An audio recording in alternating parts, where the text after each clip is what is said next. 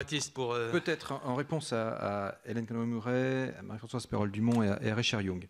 Bon, en facteur commun, il y a la régulation budgétaire, effectivement, du mois de juillet.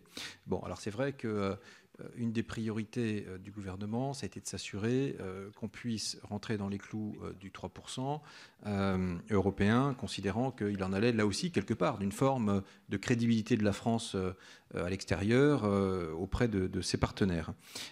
Et du coup, effectivement, tout le monde a été mis à contribution.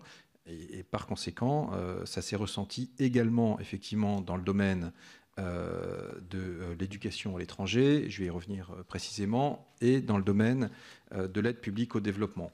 Mais je dirais qu'il n'y a pas, entre guillemets, de stigmatisation, c'est-à-dire que vous l'avez suivi, voilà, l'effort a été consenti par tous les ministères pour pouvoir atteindre ce chiffre, et encore une fois, je pense qu'il ne fallait pas y renoncer.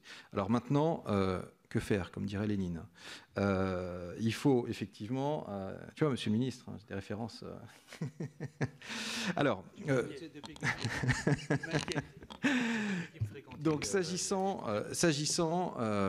de l'éducation à l'étranger, et singulièrement de l'AEFE qui y contribue de façon décisive. Effectivement, le président de la République a annoncé lors de l'Assemblée des Français de l'étranger début octobre qu'il souhaitait que 2018 et 2019 soient des années justement de stabilisation et de maintien de la subvention de l'État. Pour autant, effectivement, il faut arriver à gérer dans le temps les 33 millions d'euros annulés l'été dernier. De ce point de vue-là, effectivement, le directeur de l'AEFE a été amené à écrire à l'ensemble des établissements pour mettre en place en fait une hausse temporaire, et j'insiste sur le temporaire, effectivement, du prélèvement qui est fait, qui est passé de 6% à 9%, afin de, et pour 2018, retombant à 7,5% en 2019, et ensuite, l'idée, c'est de pouvoir continuer éventuellement à la trajectoire à la baisse, considérant qu'à ce moment-là, on sera revenu un peu à meilleure fortune. Donc, j'insiste sur le caractère temporaire et qui ne se traduira pas systématiquement d'ailleurs par une hausse des frais de scolarité, parce que tout dépend aussi du dialogue local et décentralisé qu'il peut y avoir entre le proviseur, le conseil local, les parents d'élèves.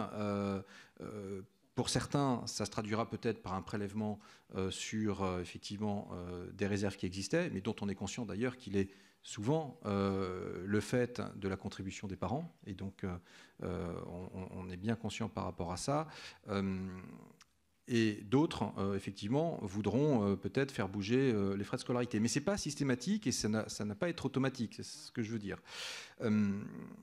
Ensuite, s'agissant de la direction, enfin de la remarque émise par la Cour des comptes sur la gouvernance. Il me semble que la Cour évoquait la situation, mais qui n'a plus cours, en fait, où il y avait, où finalement l'AEFE était aussi contrôlé par un directeur à la DGM qui lui-même avait été précédemment directeur à l'AEFE. Voilà. Et donc, je crois que c'est par rapport à ce cas particulier que la Cour s'exprimait, et c'est un cas dans lequel on n'est plus. Et naturellement, le fait néanmoins que l'État et que les affaires étrangères singulièrement contribuent au budget de l'AEFE justifie que cette direction continue à être assurée dans ces conditions-là. Voilà peut-être pour les éléments liés à l'AEFE.